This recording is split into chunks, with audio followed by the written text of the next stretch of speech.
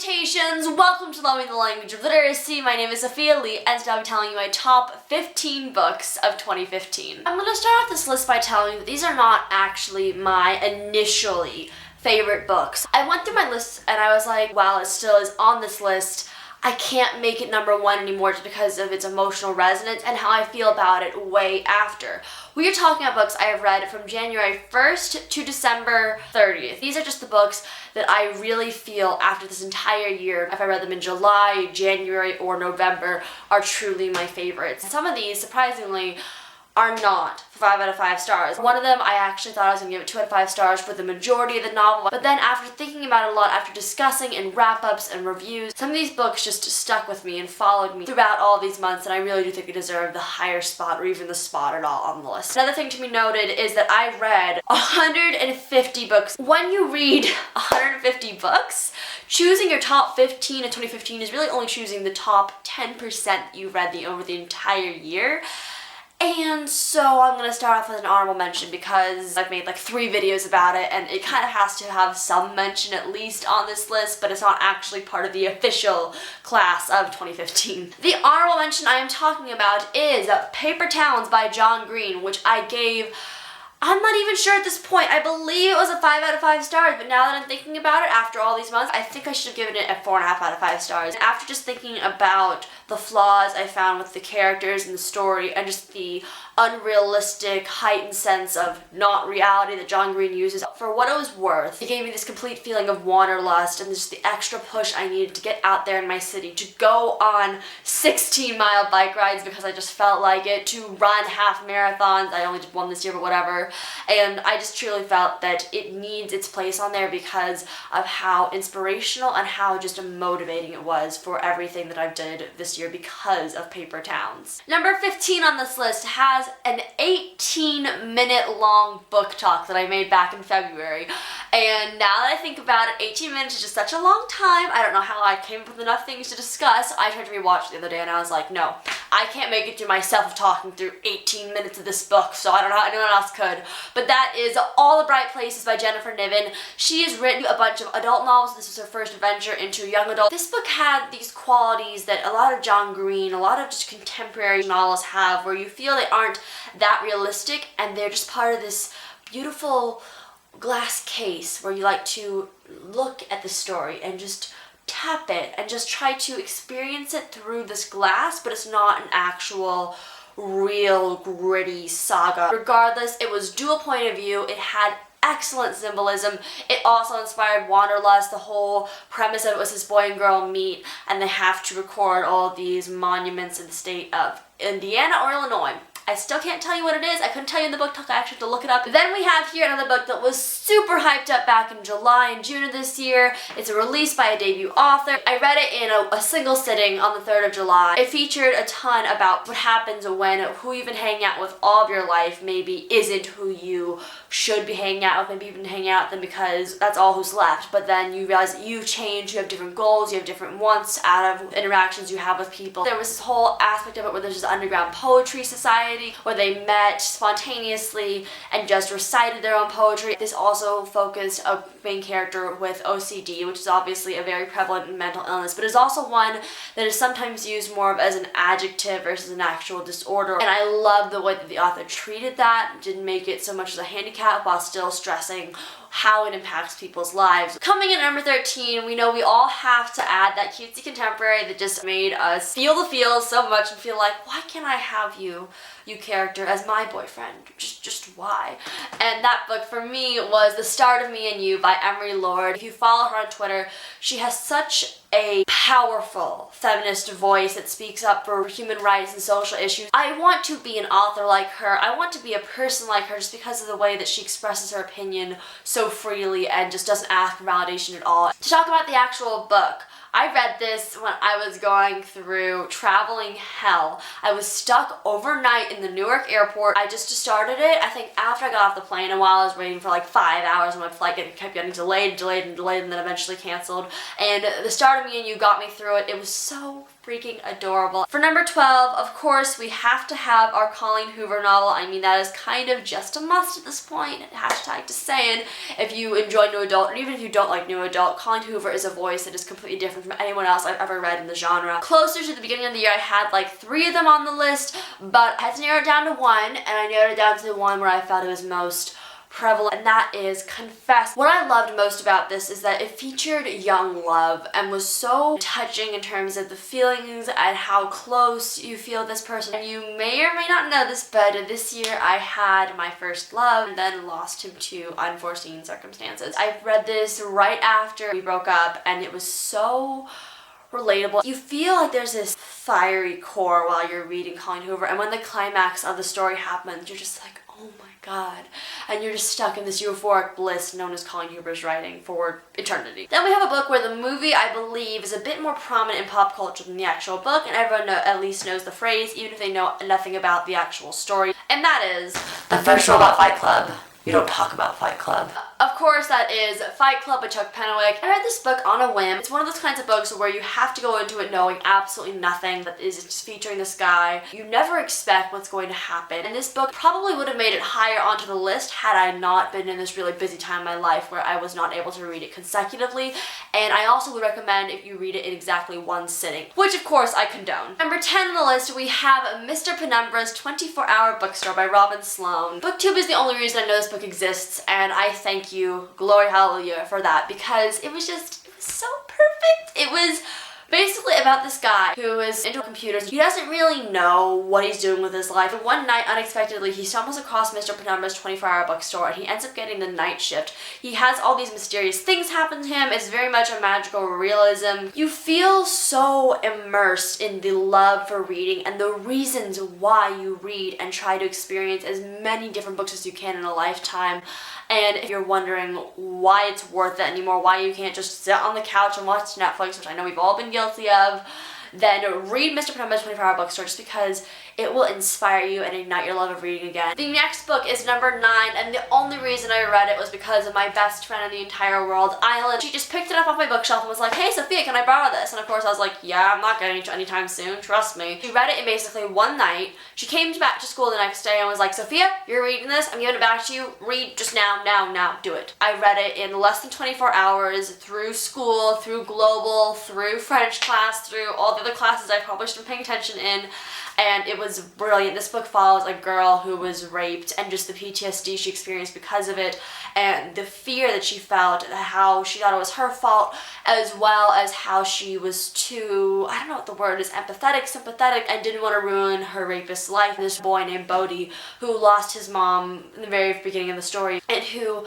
helps her come to terms with everything, and is there for her even at times when she thinks that he's not. It's a wonderful story that balances love and friendship and social issues all in one big bang. Then we have the book which I was prepared to give a 2 out of 5 star rating for the first 200 pages of the novel. It was actually a read that was required for school. For the first 200 pages, I was just like, oh my effing god, why does anyone like this book? Why do people read it? This is the most boring piece of literature I've ever laid my eyes on. But I ended up respecting it so much, and by the end, every little detail and every little piece of the puzzle came together so well. I have nothing but utter admiration for Elizabeth Wayne as an author, and I want to get to Rose Under Fire sometime this year, which is actually a sort of companion novel set in the same world and time period, which is during World War II. If you can hang on long enough and just push through the supposedly boring parts, which I will admit are a little bit slow and they drag, it comes together in such a gorgeous picture, and you will feel completely different when you're done. For number 7, we have a book which is featuring a pretty popular author in the magical realism, urban fantasy-ish genre, kind of those elusive fine lines of gray where you don't know what's going on and don't know how to label. This particular book that I'm naming is A Monster Calls by Patrick Ness, and the thing about this book is that a lot of people read it during Halloween time because they think it's going to be creepy. Yes, the title is A Monster Calls, but as usual, there is so much more to the entire story and the scope of everything that it tackles. And it's kind of a graphic novel in the way that there are frequent pictures pertaining to the story and illustrations of the monster himself. It follows this boy, I'm not sure how old he is, like 8, 9, 10, somewhere in that age range, in England, and his mom is in the midst of dying. He has this monster that comes to his window and explains to him that he's going to tell the boy 3 stories, and at the end of everything, the boy has to tell the monster his own story. And it's not scary at all, but it paints this picture of all the events and the weeks and the months leading up to a close family member, in his case his mom's death. I related to it so much because my own mother died a year and a half ago, and I think it would have been very different if I had had this book at that time. Then we have a book which I started back in July, DNF'd it. I picked it up again in September thinking there's got to be a reason, and this book was Challenger Deep by Neil Shusterman. It paints this astounding picture of what it's like to deal with schizophrenia and kind of a split personality identity disorder that actually Neil Shusterman's own son has dealt with, and his son illustrated all of the pictures found in the entire novel. And the story follows these 2 seemingly separate storylines of this boy who was on this submarine down Challenger Deep, which is like the deepest part, and that is so redundant, the deepest part of the world, and he just is with this unusual cast of characters that he has no idea why they're there, or why they're doing what they're doing, and why they seem so strange and unusual. And then on top of that, the other storyline follows this boy who is dealing with all these things surrounding with his absence of human connection and the lack of relationships he's made with people, and how he eventually is forced to go into this mental institution. The 2 stories intertwine, they weave and connect together, and in the same way that Codename Verity did, everything makes sense at the end, and you have nothing but just, I don't want to say this again, but admiration and respect for the author and what he can do. Yes, it's a lot harder to get into, but once you do, everything just comes together while simultaneously falling apart for the characters, and you have nothing to do but just watch and grit your teeth and just hope you make it out the other end. Then we have a book whose concept truly just blows everything out of water and boggles your mind, and that is Wolf by Wolf by Ryan Grodin. I freaking love her premises and just how she tackles these different subjects from different angles.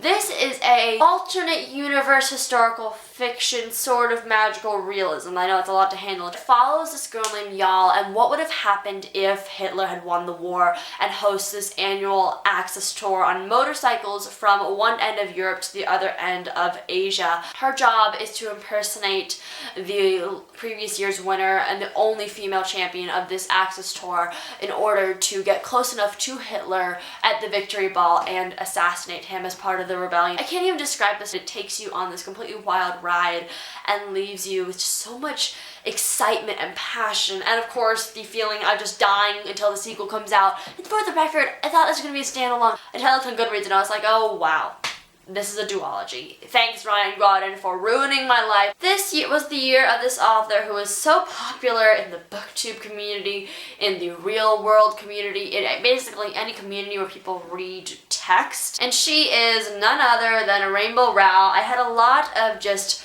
begrudging feelings towards her as an author because of how much I disliked her one book when I first started it.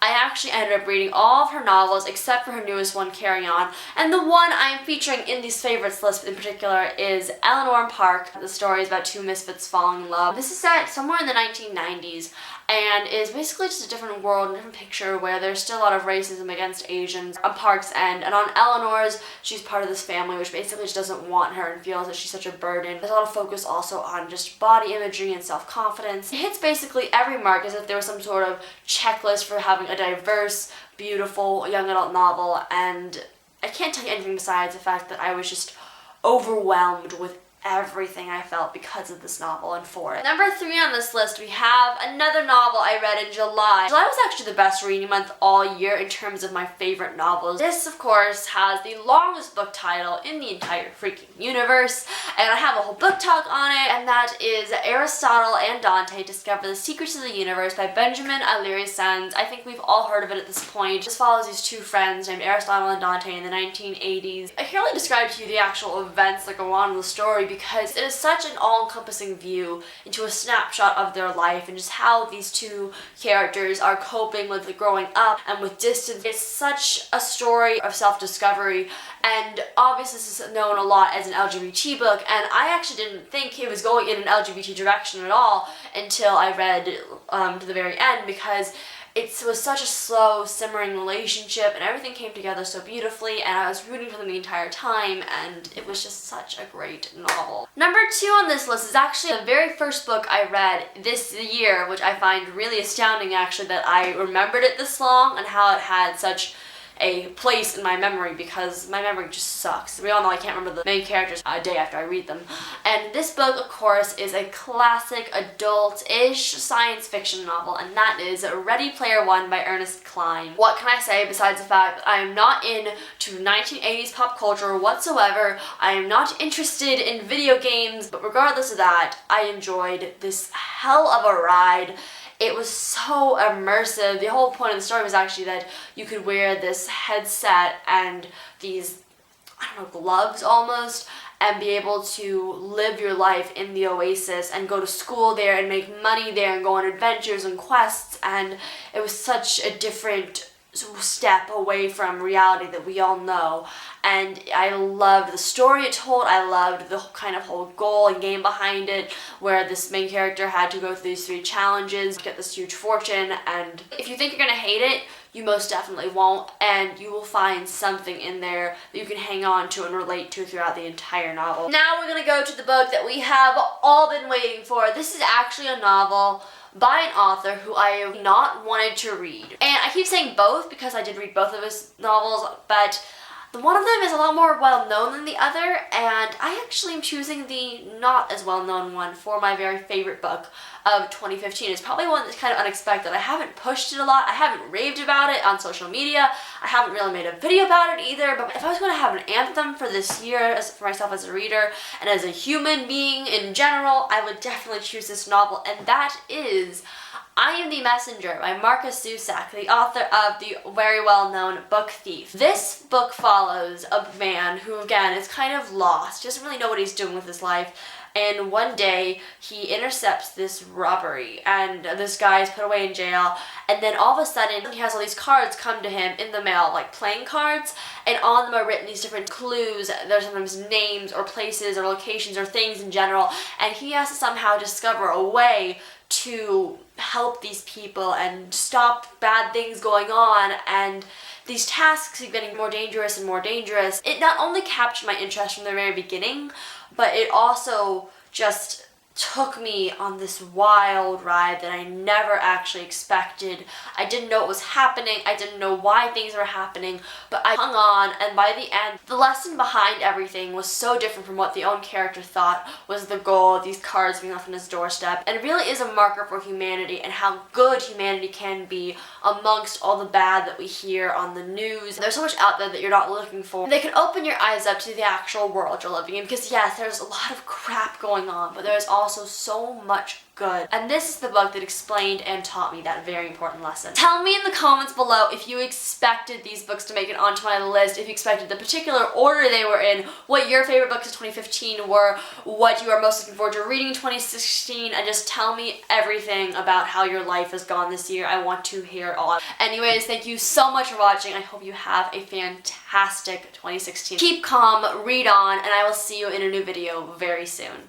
Goodbye. Something you may have noticed is that this is not my normal filming location, and it will be probably a semi-permanent filming location for the next 3 months. January, February, and March of 2016, I will not be, and I am not currently in America, but actually in Oxford, England. Just for a little housekeeping we've got going on, I have a blog also called Loving the Language of Literacy, where I am now posting this new series called a Sonderous Denouement. Also, I have a Twitter where I try to be as witty as possible and fail. I have an Instagram. I promise to post more next year. There's so many different sites to see in Oxford that I'm dying to share with you guys. And there is Snapchat, where I have basically been semi-daily vlogging, not really actually, but I have been sharing a lot of my life in England, as well as just all the different uniquenessities that there are here. If you enjoyed this, give this video a big thumbs up, and then just subscribe if you want more of my absolute insanity.